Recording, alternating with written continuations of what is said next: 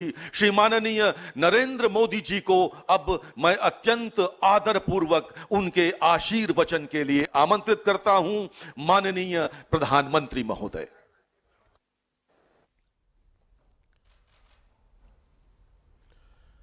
हर हर महादेव। कार्यक्रम में हमारे साथ जुड़े विभिन्न राज्यों के आदरणीय मुख्यमंत्री, उप मुख्यमंत्री, केंद्रीय मंत्रिमंडल के मेरे सहयोगीगण, टूरिज्म इंडस्ट्री के साथी, देश विदेश से वाराणसी पहुंचे टूरिस्ट, अन्य महानुभाव, देवी और सज्जनों, आज लोहड़ी का उमंग भरा त्योहार है। आने वाले दिनों में हम उत्तरायण, मकर संक्रांति, भोगी, बिहू, पोंगल जैसे अनेक विध पर्व भी मनाएंगे।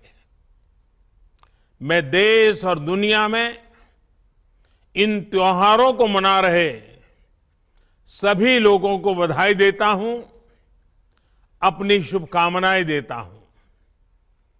साथियों, हमारे पर्वों, दान दक्षिणा, तप तपस्या, हमारे संकल्पों की सिद्धि के लिए हमारी आस्था, हमारी मान्यता का एक अपना महत्व है और इसमें भी हमारी नदियों की भूमिका महत्वपूर्ण है। ऐसे समय में हम सभी नदी जलमार्गों के विकास से जुड़े इतने बड़े उत्सव के साक्षी बन रहे हैं। आज मेरी काशी से डिब्रूगढ़ के बीच दुनिया की सबसे लंबी नदी जल यात्रा गंगा विलास क्रूज का शुभारंभ हुआ है। इससे पूर्वी भारत के अनेक पर्यटक स्थल वर्ल्ड टूरिज्म मैप में और प्रमुखता से आने वाले हैं। काशी में गंगा पार ये जो नई निर्मित अद्भुत टेंट सिटी से वहां आने और रहने का एक और बड़ा कारण देश दुनिया के पर्यटकों, श्रद्धालुओं को मिला है। इसके साथ साथ आज पश्चिम बंगाल में मल्टी मॉडल टर्मिनल, यूपी और बिहार में फ्लोटिंग जेटी, असम में maritime skill centre, ship repair centre, terminal connectivity project, ऐसे 1000 करोड़ रुपए से अधिक के प्रोजेक्ट्स का भी शिलान्यास और लोकार्पण हुआ है। ये पूर्वी भारत में ट्रेड और टूरिज्म से जुड़ी संभावनाओं का विस्तार करने वाले हैं, रोजगार के नए अवसर बनाने वाले हैं। साथियों, गंगा जी हमारे लिए सिर्फ एक जलधारा भर नहीं है, बल्कि ये प्राचीन काल से इस महान भारत भूमि की तप तपस्या की साक्षी है। भारत की स्थितियां, परिस्थितियां कैसी भी रही हो, मां गंगे ने हमेशा कोटि कोटि भारतीयों को पोषित किया है, प्रेरित किया है। इससे बड़ा दुर्भाग्य क्या हो सकता है कि गंगा जी के किनारे की पूरी पट्टी की आजादी के बाद विकास में पिछड़ती ही चली गई। आगे जाने की तो बात ही छोड़ दीजिए। इस वजह से लाखों लोगों का गंगा किनारे से पलायन भी हुआ। इस स्थिति को बदला जाना जरूरी था। इसलिए हमने एक नई अप्रोच के साथ काम करना तय किया। हमने एक तरफ नमामि गंगे के माध्यम से गंगा जी की निर्मलता के लिए काम किया, वहीं दूसरी तरफ अर्थ गंगा का भी अभियान चलाया। अर्थ गंगा यानी हमने गंगा के आसपास बसे राज्यों में आर्थिक गतिविधियों का एक नया वातावरण बनाने के लिए कदम उठाए। ये गंगा विलास क्रूज इस अर्थ गंगा में उसके एक अभियान को नई ताकत देगा। उत्तर प्रदेश, बिहार, असम, पश्चिम बंगाल और बांग्लादेश की यात्रा के दौरान ये क्रूज हर तरह की सुविधा मुहैया कराएगा। साथियों, आज मैं उन सभी विदेशी टूरिस्ट का विशेष अभिनंदन करता हूं जिस क्रूज के माध्यम से पहले सफर पर निकलने वाले हैं। आप सभी एक प्राचीन शहर से एक आधुनिक क्रूज से सफर करने जा रहे हैं। मैं अपने इन विदेशी टूरिस्ट साथियों से विशेष तौर पर कहूंगा कि India has everything that you can imagine. It also has a lot beyond your imagination. India cannot be defined in words. India can only be experienced from the heart, because India has always opened her heart for everyone, irrespective of region or religion, creed or country. We welcome all our tourist friends from different parts of the world. साथियों, एक cruise यात्रा एक साथ अनेक नए अनुभव लेकर आने वाली है। ये जो लोग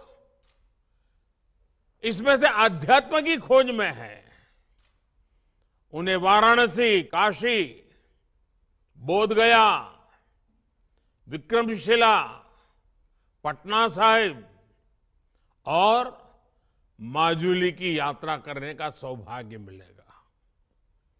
जो मल्टीनेशनल क्रूज का अनुभव लेना चाहते हैं, उन्हें ढाका से होकर गुजरने का अवसर मिलेगा। जो भारत की नेचुरल डायवर्सिटी को देखना चाहते हैं, उन्हें ये क्रूज सुंदरवन और असम के जंगलों की सैर कराएगा। जिन लोगों की रुचि भारत में नदियों से जुड़े सिस्टम को समझने में है, उनके लिए यात्रा बहुत महत्वपूर्ण होगी, क्योंकि ये क्रूज 25 अलग अलग नदियां या नदी धाराओं से होकर गुजरेगी। और जो लोग भारत के समृद्ध खान पान का अनुभव लेना चाहते हैं, उनके लिए भी ये बेहतरीन अवसर है। यानी भारत की विरासत और आधुनिकता का अद्भुत संगम हमें इस यात्रा में देखने को मिलेगा। क्रूज टूरिज्म का ये नया दौर इस क्षेत्र में हमारे युवा साथियों को रोजगार, स्वरोजगार के नए अवसर भी देगा। विदेशी पर्यटकों के लिए तो ये आकर्षण होगा ही। देश के भी जो पर्यटक पहले ऐसे अनुभवों के लिए विदेश जाते थे, वे अब पूर्वी भारत का रुख कर पाएंगे। ये क्रूज जहां से भी गुजरेगा, वहां विकास की एक नई लाइन तैयार करेगा। क्रूज टूरिज्म के लिए ऐसी ही व्यवस्थाएं हम देश भर के नदी जलमार्गों में तैयार कर रहे हैं। शहरों के बीच लंबे रिवर क्रूज के अलावा हम अलग अलग शहरों में छोटे क्रूज को भी बढ़ावा दे रहे हैं। काशी में भी इस प्रकार की व्यवस्था अभी चल रही है। ये हर पर्यटक वर्ग की पहुंच में हो, इसके लिए बजट से लेकर लग्जरी क्रूज तक हर प्रकार की सुविधाएं देश में विकसित की जा रही हैं। साथियों, देश में क्रूज टूरिज्म और हेरिटेज टूरिज्म का ये संगम ऐसे समय में हो रहा है जब भारत में पर्यटन का एक बुलंद दौर शुरू हो रहा है। भारत की वैश्विक भूमिका जैसे जैसे बढ़ रही है, वैसे वैसे भारत को देखने, भारत को जानने और भारत को समझने की उत्सुकता भी बढ़ रही है।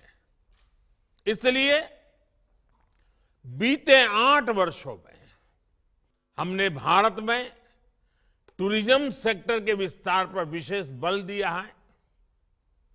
हमने अपने आस्था के स्थानों, तीर्थों, ऐतिहासिक स्थलों के विकास को भी प्राथमिकता बनाया है।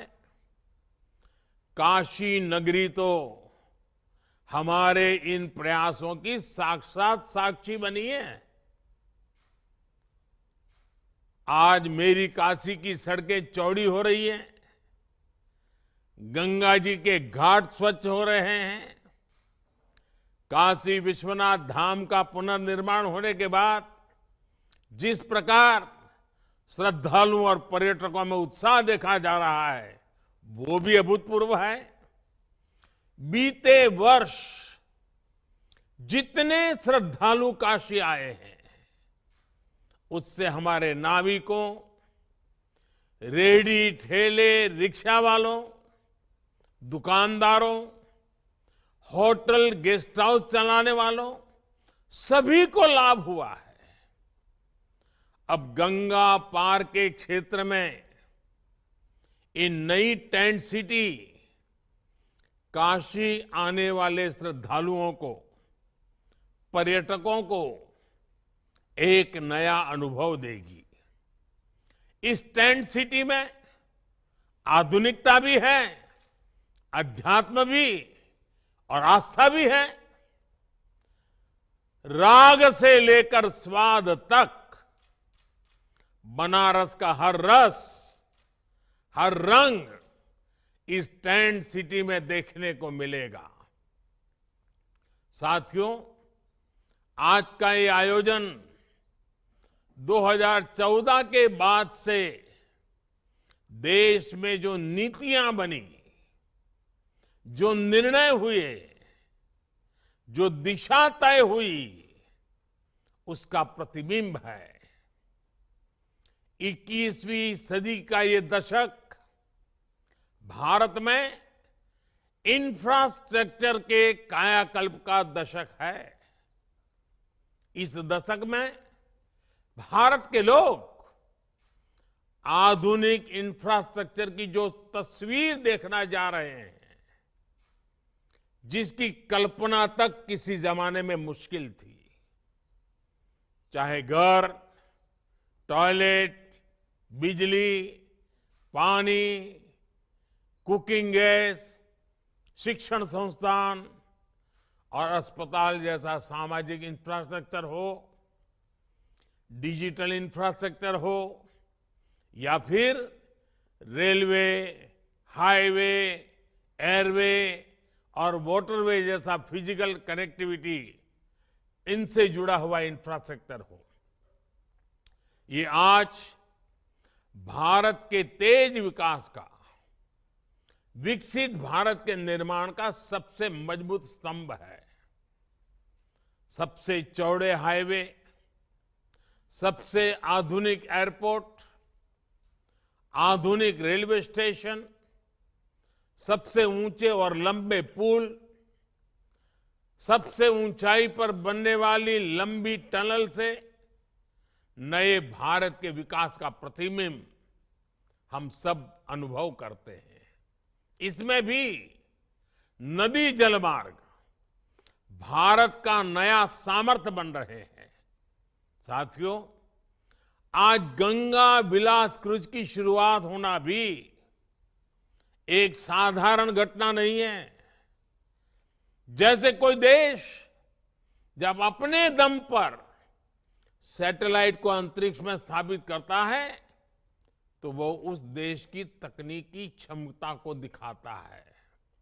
वैसे ही 3200 किलोमीटर से ज्यादा लंबा ये सफर भारत में इनलैंड वाटरवे के विकास, नदी जलमार्गों के लिए बन रहे आधुनिक संसाधनों का एक जीता जागता उदाहरण है। 2014 से पहले देश में वाटरवे का थोड़ा बहुत ही उपयोग होता था। ये हाल तब था जब भारत में वाटरवे के माध्यम से व्यापार का हजारों साल पुराना इतिहास था। 2014 के बाद से भारत अपनी इस पुरातन ताकत को आधुनिक भारत के ट्रांसपोर्ट सिस्टम की बड़ी शक्ति बनाने में जुटा है। हमने देश की बड़ी नदियों में नदी जलमार्गों के विकास के लिए कानून बनाया है, विस्तृत एक्शन प्लान बनाया है। 2014 में सिर्फ 5 राष्ट्रीय जलमार्ग देश में थे।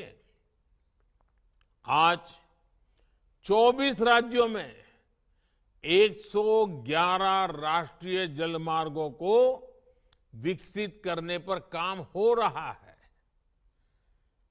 इनमें से लगभग 2 दर्जन जलमार्गों पर सेवाएं अभी चल रही है। 8 वर्ष पहले तक सिर्फ 30 लाख मैट्रिक टन कार्गो ही नदी जलमार्गों से ट्रांसपोर्ट होता था। आज ये कैपेसिटी 3 गुना से भी अधिक हो चुकी है। नदी जलमार्गों का इस्तेमाल करने वाले लोगों की संख्या भी लगातार बढ़ रही है। इसमें भी गंगा पर बन रहा ये नेशनल वाटरवे पूरे देश के लिए एक मॉडल की तरह विकसित हो रहा है। आज ये वाटरवे ट्रांसपोर्ट, ट्रेड और टूरिज्म तीनों के लिए एक महत्वपूर्ण माध्यम बन रहा है। साथियों, आज का ये आयोजन पूर्वी भारत को विकसित भारत का ग्रोथ इंजन बनाने में भी मदद करेगा। पश्चिम बंगाल के हल्दिया में आधुनिक मल्टी मॉडल टर्मिनल वाराणसी को जोड़ता है। ये भारत बांग्लादेश प्रोटोकॉल मार्ग से भी कनेक्टेड है और नॉर्थ ईस्ट को भी जोड़ता है। ये कोलकाता पोर्ट और बांग्लादेश को भी कनेक्ट करता है। यानी ये यूपी, बिहार, झारखंड, पश्चिम बंगाल से लेकर बांग्लादेश तक व्यापार कारोबार को सुगम बनाने वाला है। इसी प्रकार जेटी और रोरो फेरी टर्मिनलों का भी नेटवर्क बनाया जा रहा है। इससे आना जाना भी आसान होगा, मछुआरों को, किसानों को भी सुविधा होगी।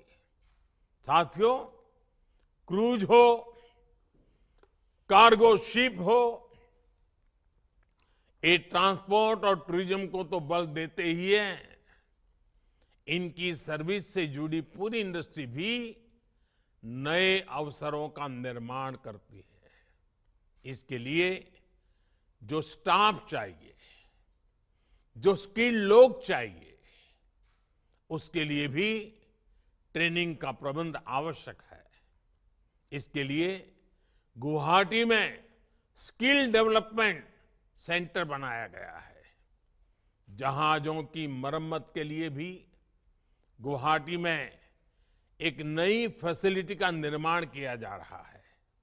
साथियों, ये जलमार्ग पर्यावरण की रक्षा के लिए भी अच्छे हैं और पैसों की बचत भी करते हैं। एक स्टडी के मुताबिक सड़क के मुकाबले जलमार्ग से परिवर्तन की लागत 2.5 गुना कम आती है। वहीं रेल के मुकाबले जलमार्ग से परिवहन की लागत 1/3 कम होती है। आप कल्पना कर सकते हैं कि वाटरवे से ईंधन की कितनी बचत होती है, पैसा कितना ज्यादा बचता है। भारत ने जो नई लॉजिस्टिक पॉलिसी बनाई है, उसमें भी तेजी से बन रहे ये वाटरवेज बहुत मदद करने वाले हैं। इसमें भी बहुत महत्वपूर्ण बात ये कि भारत में हजारों किलोमीटर लंबा वाटरवे नेटवर्क तैयार होने की क्षमता है। भारत में जो 125 से ज्यादा नदियां और नदी धाराएं हैं, वो लोगों और सामान के ट्रांसपोर्ट में इस्तेमाल की जा सकती है।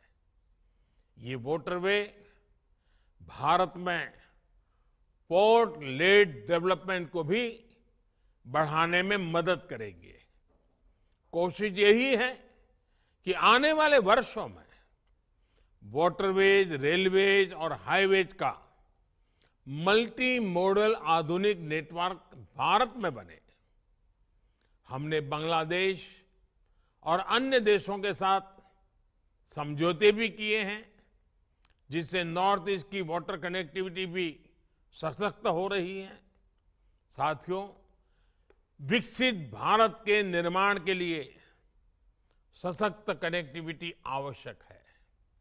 इसलिए हमारा ये अभियान निरंतर चलता रहेगा। नदी जल शक्ति देश के ट्रेड और टूरिज्म को नई बुलंदी दे, इसी कामना के साथ सभी क्रूज यात्रियों को सुखद यात्रा के लिए अनेक अनेक शुभकामनाएं देता हूं। आप सबको बहुत बहुत धन्यवाद। बहुत बहुत धन्यवाद माननीय प्रधानमंत्री महोदय।